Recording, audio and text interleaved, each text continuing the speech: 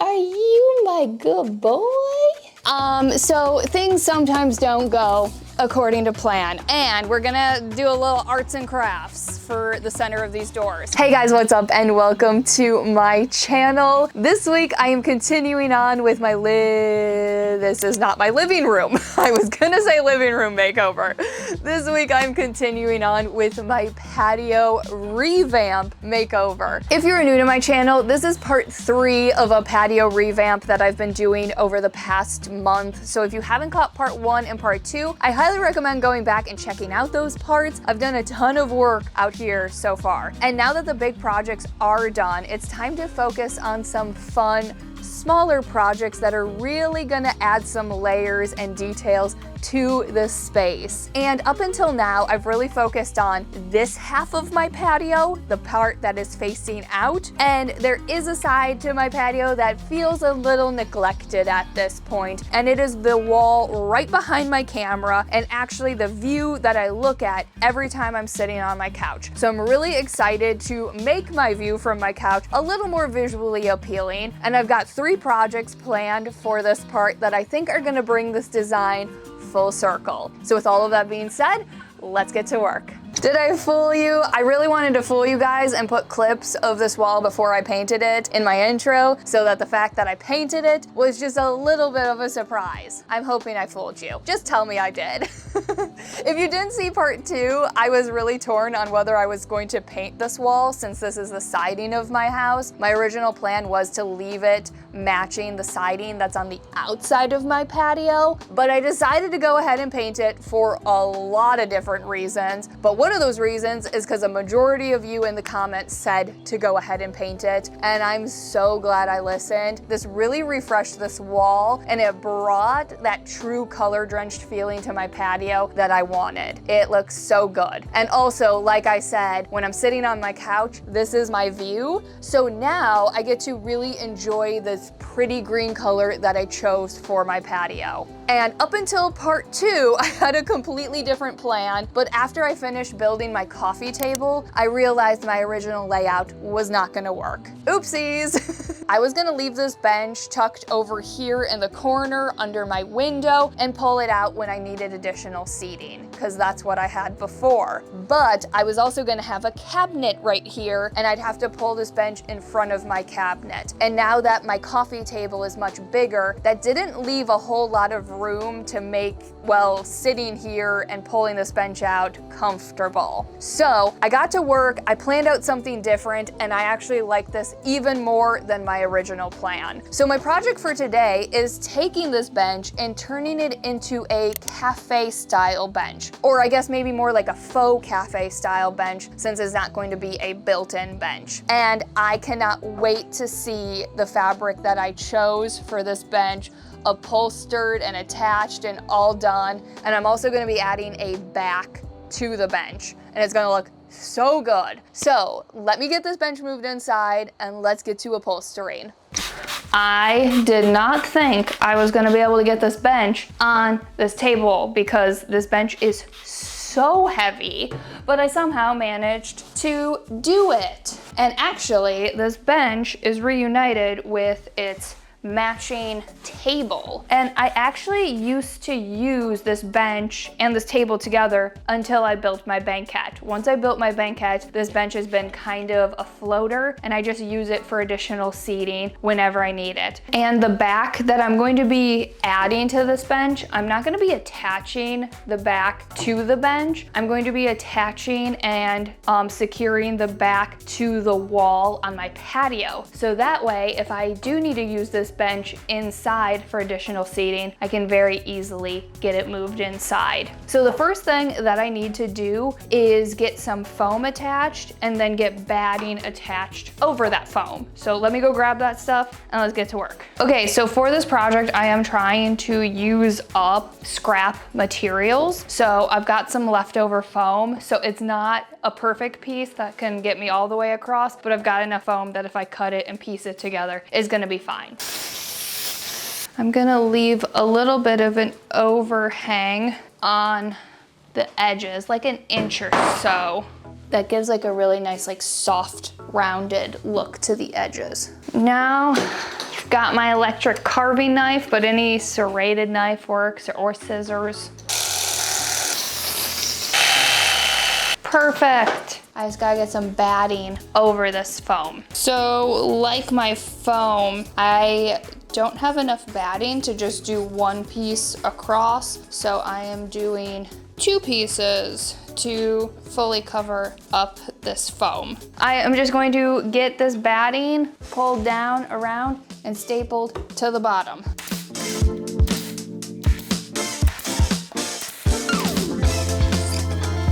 I know it doesn't look like much right now, but I swear once I add this fabric on top, this is gonna look so good. And speaking of fabrics, let me get this fabric rolled out over this bench so you can see it, because it is truly like the most stunning fabric. This is Quasar, I think that's how you say it, Quasar French Blue. And let's all say it together. This is from Folio Fabrics. Thank you again, Folio Fabrics, for sending me more fabric for one of my upholstery projects. I really appreciate it. And especially when your fabric looks like this. I really wanted to bring more blue to my patio. There's of course lots of green out there now. There's also lots of pink, and I wanted a cool tone, and I saw this fabric and I instantly fell in love. I need to get my first piece cut out, and I'm just gonna be, again, kind of just like I did with the batting, stapling it down. There are tricky sides to working with patterned fabric, but then there's also really nice upsides to working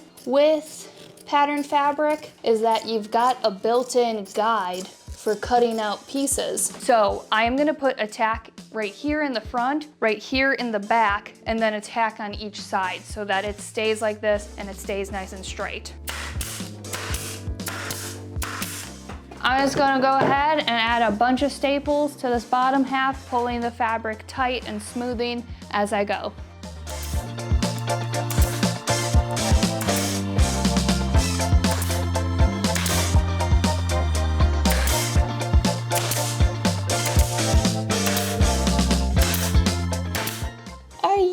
My good boy.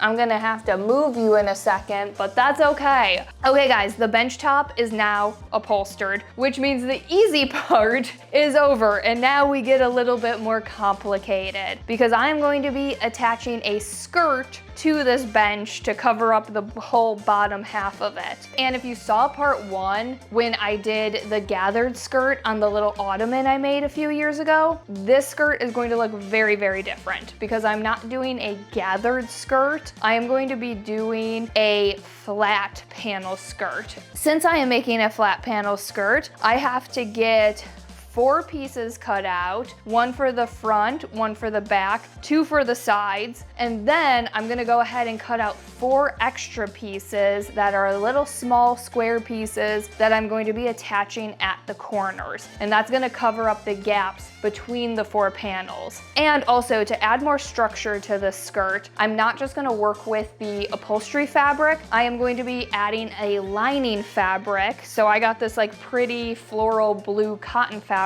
that I'm gonna use as my lining fabric. So I've also gotta go ahead and get the same 8 pieces cut out of this fabric. So this is gonna probably take a little bit, but I'm just gonna cut out all of my pieces and then we can get to sewing.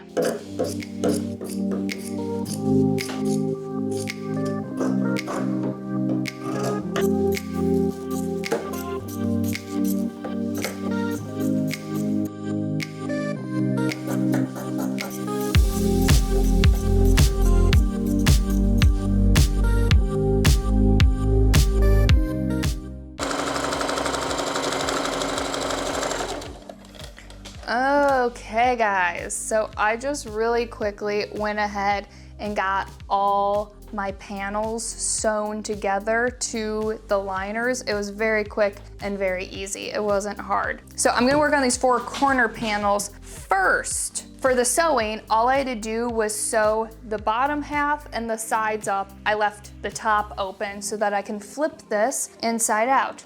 Before I flip it inside out, I'm just gonna cut a little triangle of fabric off of the corners down here so that they're nice and crisp. And then I can turn this right side out. Oh, that's a cute little liner. Sad that it's basically gonna all be covered up. I also decided to go ahead and do a liner fabric so that I didn't have to hem the bottom of this skirt and then have a sewn line. So this way I have no threads and it just looks seamless and nice and pretty. Amazing, so this is my first corner piece. And now we just need to repeat the process. Boom, final corner piece. Now this is one of my side pieces. So for the actual side pieces and the actual front pieces, you make them a little bit longer than the sides and the front because you fold in the edges. So I'm gonna fold this in. I think I gave myself about like 2 inches and press it flat. Okay, I have my first panel, actual panel piece. So I am gonna go ahead and do the other 3.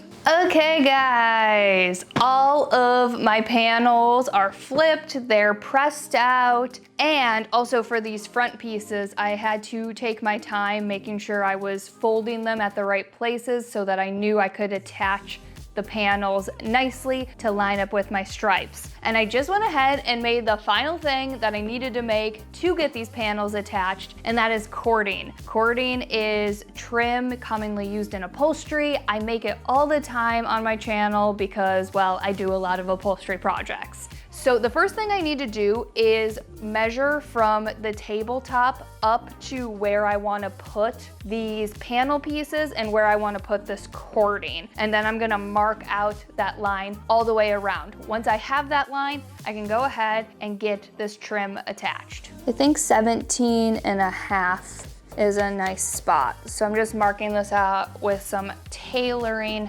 chalk. So now that I have that line marked out, I'm just gonna get this trim attached.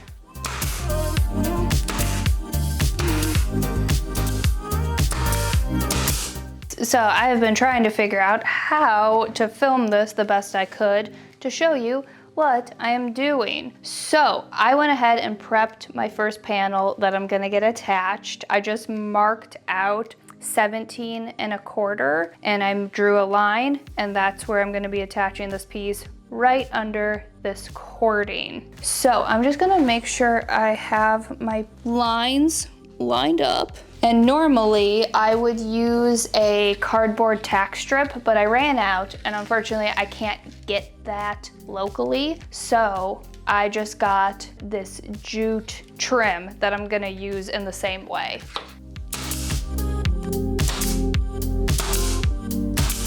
Oh, that looks nice.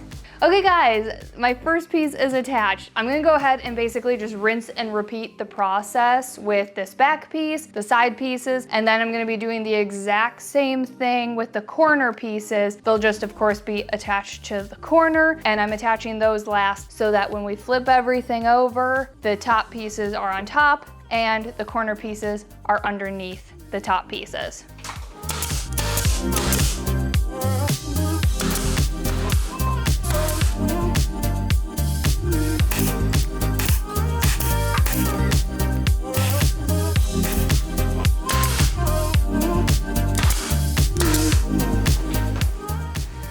Yay, all done.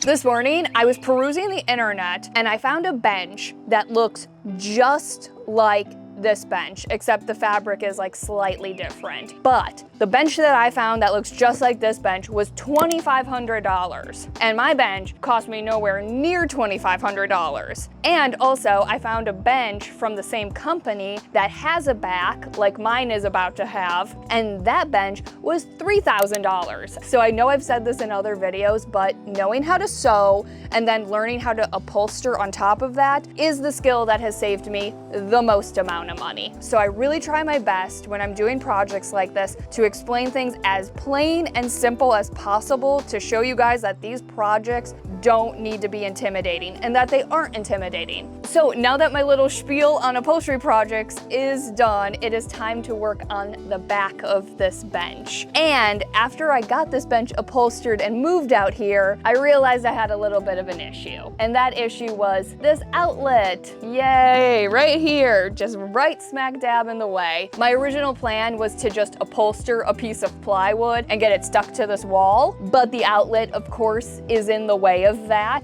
So then I realized I had to create a gap between the wall and this piece of plywood, but I didn't want you to be able to see that gap. So I went ahead and I did some work. I cut the piece of plywood down for the back, which was 60 by 22 inches, and then I built a 2x4 frame. So there's a 2x4 running across the top, and then there's two 2x4s running down the side from the top of the plywood all the way to the ground. So I'm going to upholster the back and upholster those legs so that this fully covers up the gap that is created between the bench and the wall, and then this back piece and the wall. So now that my back is all built out, all I have to do is get it upholstered, and this is going to be very easy. I just gotta get some foam stuck down, some batting stuck down, and then get fabric attached. And then I can get it attached to the wall.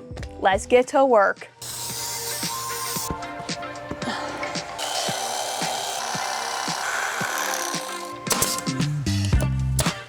I'm also gonna go ahead and add some batting to the legs. This is gonna create a nice cushion to the legs and create a softer, cleaner look once I attach the fabric.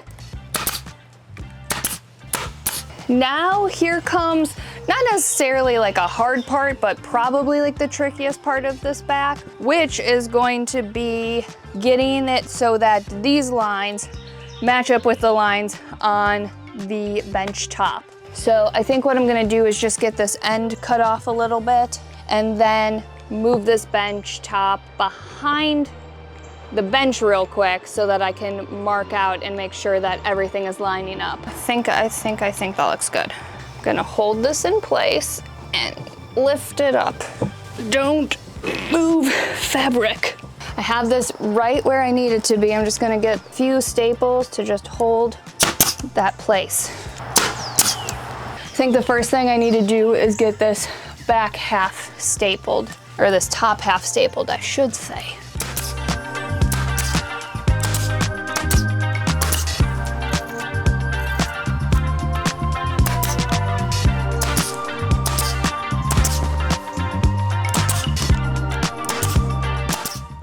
Okay, final thing I have to do is just get some fabric wrapped around these legs, and then I'll staple on the inside.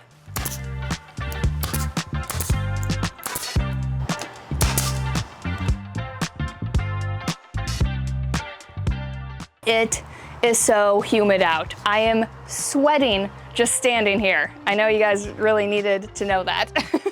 I absolutely love this back. It looks so nice. And before I go ahead and get it officially attached to my wall, I need to start working on my next project so that when I do go ahead and get this attached to the wall, I don't have to remove it and then put it back. So my next project is going to be working on my TV, and the first thing I need to do is get this mounted on the wall. I am using the same flat wall mounting system that I used for the TV in my living room. So this should be really quick, really easy since I already know what I'm doing. Right there.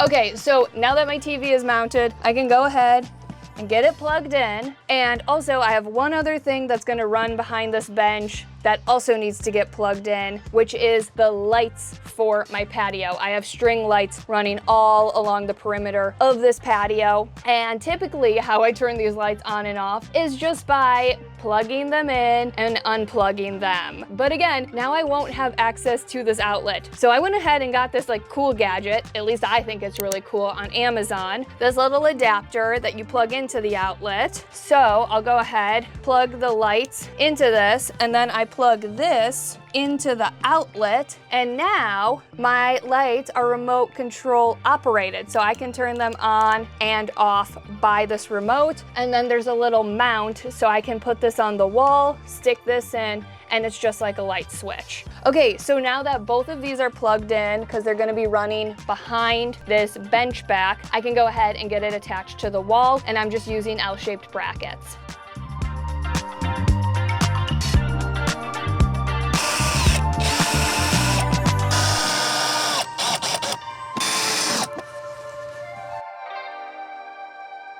Okay guys, I have just enough time, I think, today to get this next project done, or at least like the major bulk of this next project. And if you saw episode 1 of my Thrifting Across America video where I went to Raleigh, this artwork should look very, very familiar. And the second I saw these two pieces of art, even though I took the one out of this one already. Once I saw these two frames, I instantly had this idea. It kind of came out of nowhere, but I really like it. And I've done a very similar project in my entryway with my gallery wall. So basically what I'm gonna be doing is building a little frame to go around my TV, and these pieces of art are gonna be cabinet doors. So I can like cover up my TV when I want it to be away, and then I can open up the picture frames when I wanna watch TV. Yeah! So the first thing that I need to do is get these two pieces put together and then measure out how big this frame needs to be. Okay, I went ahead and removed the artwork from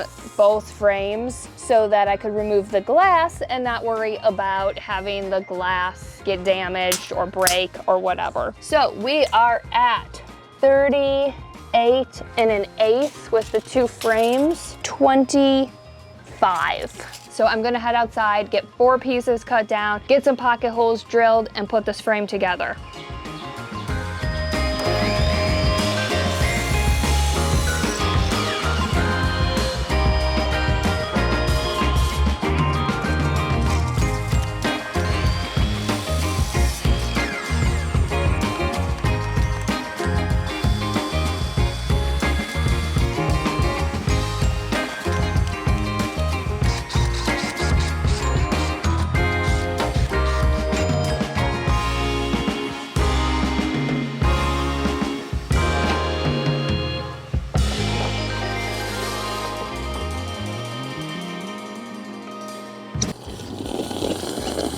Look at me, drinking water. What? Who am I? Good morning, guys. So working on this frame and having to build it in my patio wasn't ideal, but the weather had other plans. It wasn't supposed to rain, but as I was cutting down the wood, it started to rain. So I had to move in here and work on the rest of this project in my patio. And as you might be able to tell, I've been doing some work. After I finished building this wood frame, I went ahead and very carefully spray painted it after covering up everything in my patio. I spray painted it black on both the inside and the outside, and then I went ahead and spray painted the frames themselves. Not only did I want to tone down the gold that the frames originally were, but I also wanted to make sure that this wood frame and the frames were the same color and that they matched. So after that black spray paint dried, I used my favorite Rust-Oleum bronze metal metallic paint and painted that over the frames. That is my favorite paint to get a brushed brass finish. And also, while I was working on these frames and the frame colors, I also worked on what I was gonna put in the frames. And I really wanted to work with the original shape of the mat that came with the frames, but I couldn't find any artwork that fit nicely in that shape. So I ended up taking the mats and cutting them to be rectangles, and then I covered the mats with like a subtle gray and white striped fabric. And then for the artwork itself, I picked out this kind of like bluish gray toned watercolor painting. And for my art history nerds, I'm doing a diptych, which I never thought would be a term I used after my art history class in college, but a diptych basically just means like one painting across 2 frames. So now that all of my components are ready, it's time to put this frame cabinet together. So I'm gonna start by getting the mat and the artwork in their frames.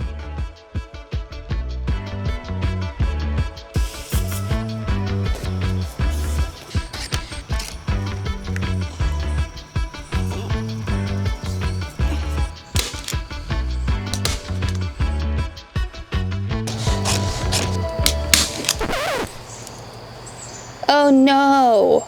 Oh, darn it. I thought I heard something. Well, what do I do now?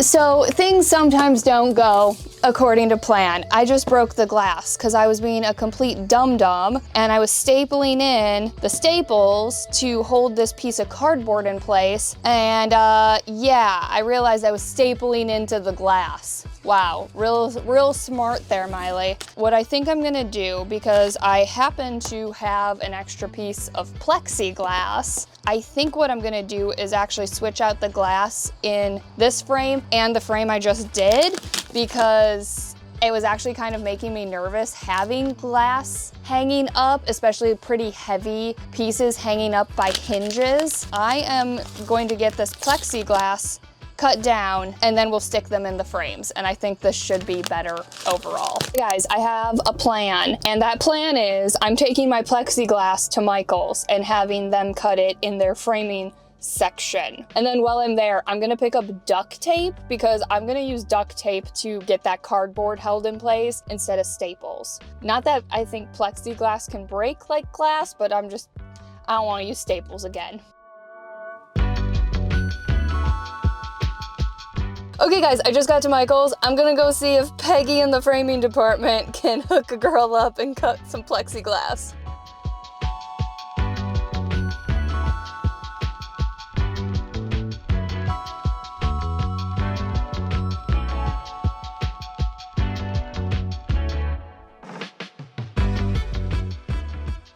Pegs in the framing department hooked a girl up. She did a great job.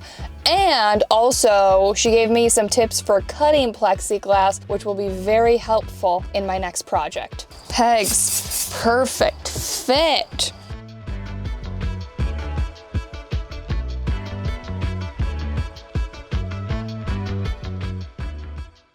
Now it is time to get these frames attached to this wood frame. And I actually am so happy I switched this to plexiglass, because this is so much lighter, like so much lighter. And last night I realized when I opened this cabinet, it wasn't gonna look very nice because the backside of the frame didn't look very nice. So I went ahead and took the same fabric I used on the mats and I just stretched some over the back and stapled it in place, just to look a little bit nicer.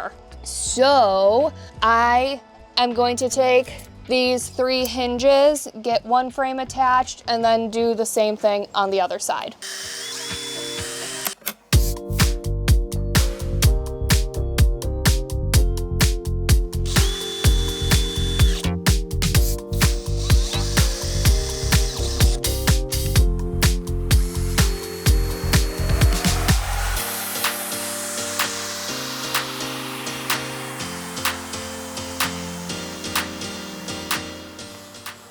Okay guys, my frames are attached to the wood frame. I think I gotta fix this frame up a little bit, but it's gonna be a lot easier for me to do that once this thing is attached to the wall. And I just went ahead and added the final things, which are 2 L-shaped brackets on each side of the wood frame. I'm gonna use these brackets to get this attached to the wall. And then I also added some magnet clasps. And now this thing is officially ready to get up on the wall. And now comes the fun part where I have to hold this up by myself and try to get this centered and level and everything. It's gonna be fun. I think if I just get 1 screw in, just to hold this in place, and then I'll go from there. Oh no, I'm falling, I'm slipping. Maybe some books or something to hold this up properly? Could you help me for 2 seconds? No, slide it this way more. Right there. This is cool. Thank you. A little down. Down? Yeah, a little up. Goodbye, thank you.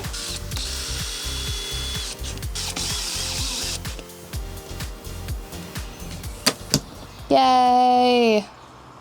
Working on this half of my patio and actually taking the time to make this side fit the vibe of the rest of my patio has made this space feel so cohesive and so nice. Even last time around, I really didn't do much with this half of my patio, so it always felt a bit out of place. I have one final project to get done for this wall, and if you can see in this shot, or maybe you've just noticed, I have this little cabinet over here. This cabinet has kind of made its way into my patio very randomly. It's a cabinet I got to do a furniture flip with, but I just haven't gotten around to that furniture flip. So I moved it in here to just like store it for the time being. But having this cabinet out here has made me realize how nice it is to have some storage on my patio. And there are some things that I like to store out here. And I did think about just keeping this cabinet and fixing it up and making it look the way I want it to look, but it's not really the size and shape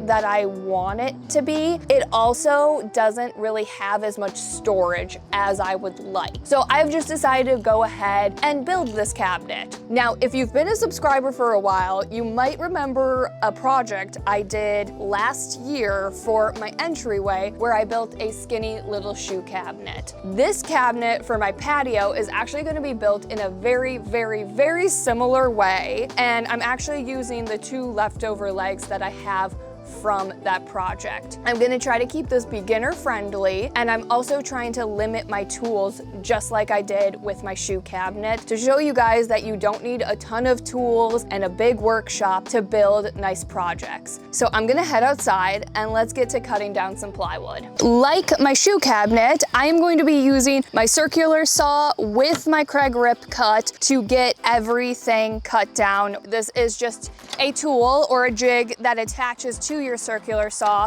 so that you can get nice straight cuts using your circular saw and the cuts aren't gonna get wonky. So I have to get 6 pieces of plywood cut down, 4 for like my main cabinet carcass, and then 2 pieces that are gonna be shelves. So I'm gonna do all of that and then we can put everything together.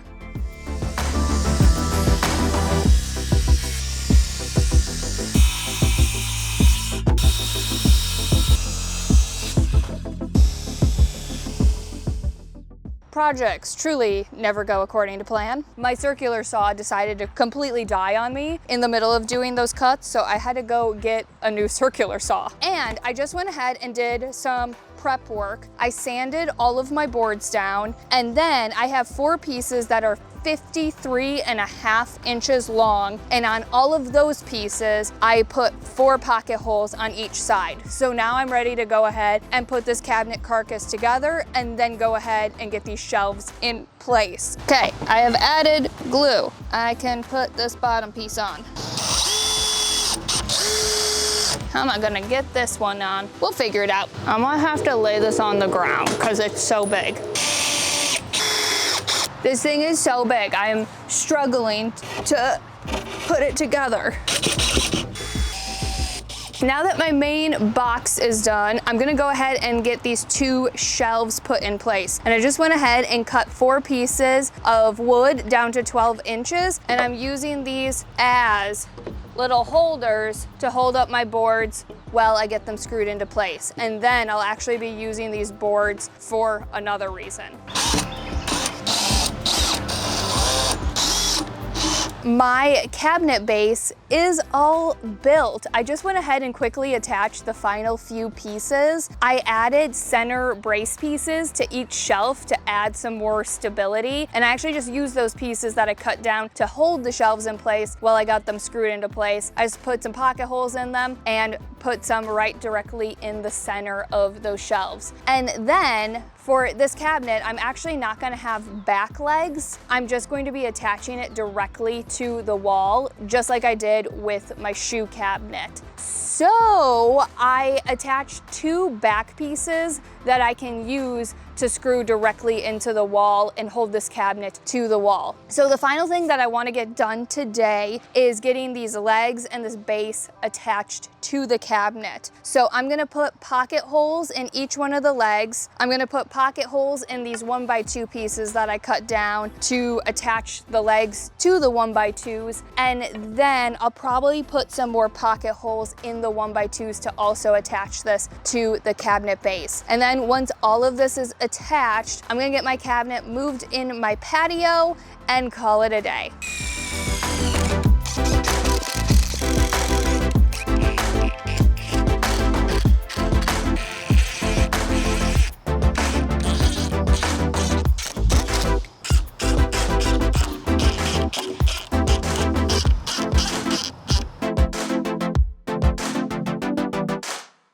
This cabinet is going to provide so much storage once, you know, it's done and all of this is covered up. Yeah, so much storage. Now that all of this is done, it is time to make some doors. And I am doing something that I've never done before. Typically, when I have built cabinets or vanities in the past, I go for a framed cabinet look. And this time around, I am trying a frameless cabinet. Never done it before. Oh, and because I'm going with frameless, I already went ahead and did just a tiny bit of work. I added some veneer edge banding to the front of the plywood. Veneer edge banding is this veneer tape that you can iron on, and it makes the plywood look a lot nicer and a lot more polished and just cleans up the look. So now that that's all done, I'm gonna head outside and let's start making these doors. I already went ahead and put together one of my doors, and I wanted to put it together because I just wanted to make sure that the design I designed out was gonna work, because I wanted this door to be beginner friendly, which means I didn't want to have to use a table saw or a router, and I wanted to really limit my tools. So to cut down my pieces, I did use a miter saw, but if you don't have a miter saw, you could do the same technique I did yesterday, where you use a circular saw and a carpenter square to get a nice straight cut. So I'm gonna put this off to the side and build my second door. Okay, so I have 4 pieces here. I've got my top and bottom piece. Those are 22.5 inches long. And then my side pieces are 36 inches long, which is the exact height of my cabinet. And I went ahead and I drilled 2 pocket holes on each end, and I'm just gonna use some wood glue and pocket holes to put all 4 pieces together. A little bit of wood glue.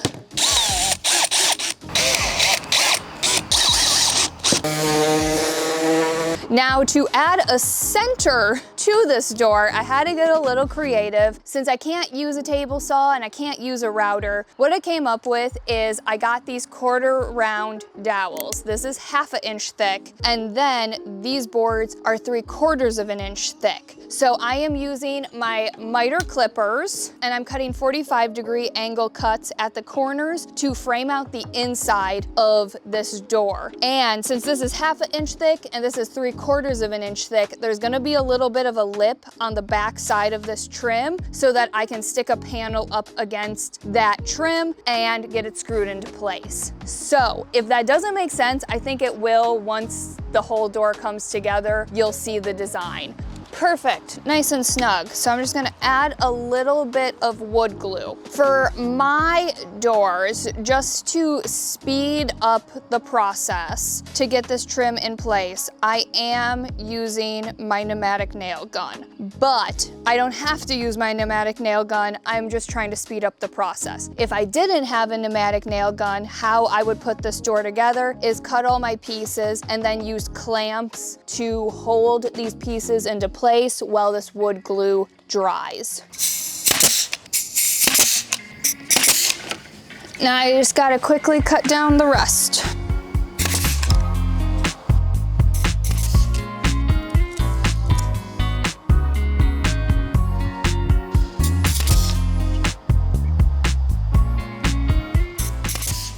My second door is all put together. Before I move on to working on what I'm doing for the center of the door, I am just taking some wood filler and filling in these corners and then also filling in the nail holes that I just created. And then this part, totally optional, but I got these little trim pieces that I'm gonna put at the corners of the door, and these have little flower details that match perfectly with the flower details on the legs of the cabinet. So I thought it would be like a fun little detail. And all I'm doing is gluing these pieces down. Little decorative trim piece, how cute. Yay, my second door is all complete. I'm gonna set this off to the side and let that glue and wood filler dry, and then we can work on what is going to be in the center of the door. I think I have everything I need for the center of these doors. And we're gonna do a little arts and crafts for the center of these doors. I really wanted this cabinet to have a fluted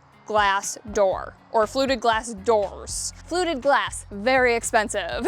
Also like getting a custom cut. It's also glass. I'm a clumsy person, so I could break it. Yeah, not the best option for me. So for a nice, fun, budget-friendly fluted glass look, I got some plexiglass. And after I cut the plexiglass to the length and width, I got some privacy film that's supposed to look like fluted glass. But now comes the hard part, where I have to get these cut down. I did contemplate taking this plexiglass back to Michael's and having Peggy in the framing department cut it down, but I think I can do this. She gave me some really good pointers for cutting plexiglass. I'm gonna cut the width down first, which is 22.25. Okay, she said to score it several times. So then she said, bring this to a nice straight ledge and then snap it off. If Peggy can do it, I can do it. Okay, well, that's a little bit. The width is good, yay. Now I just gotta cut the length. 8, 9,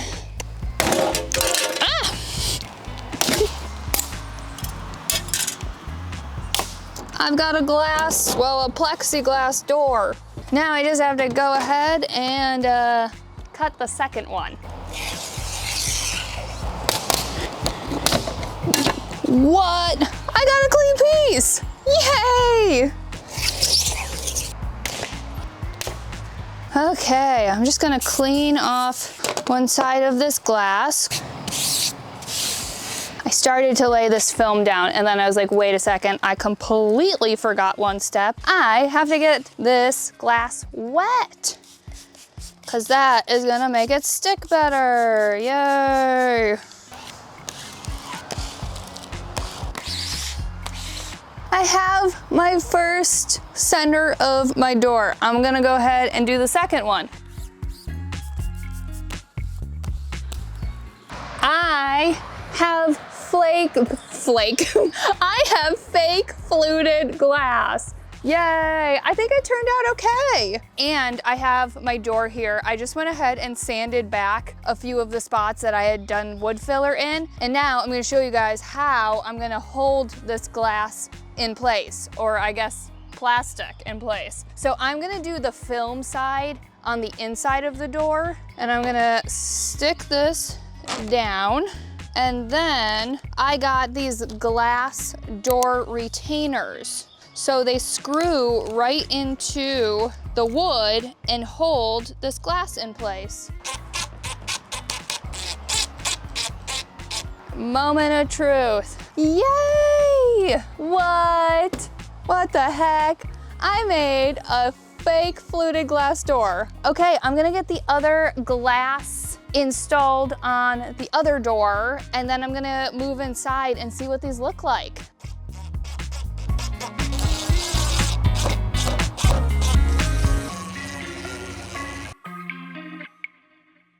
Ooh. Oh, that looks so pretty.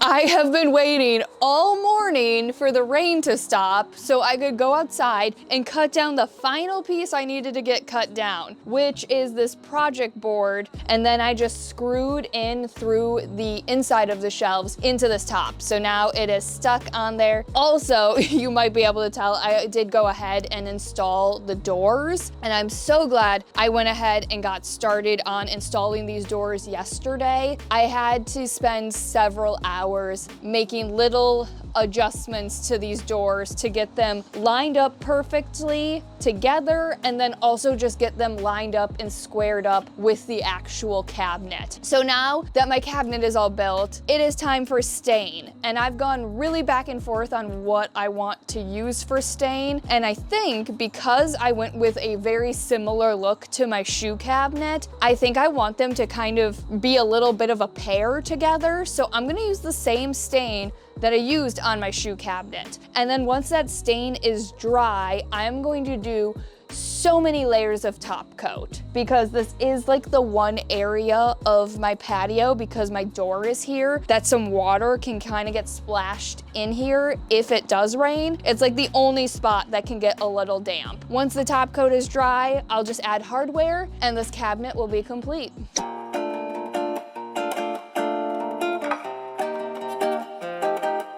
After the first coat of stain, this cabinet was not looking good. The stain was super patchy, and that was even with a pre-stain conditioner, so I decided to switch to a gel stain. A gel stain is a thicker stain that you wipe on your piece, you let it sit for a few minutes, and then you wipe it away. And this gave me the deep, rich, non-patchy look I was going for. But I did have to let this gel stain sit for a full 24 hours before moving on to top coat.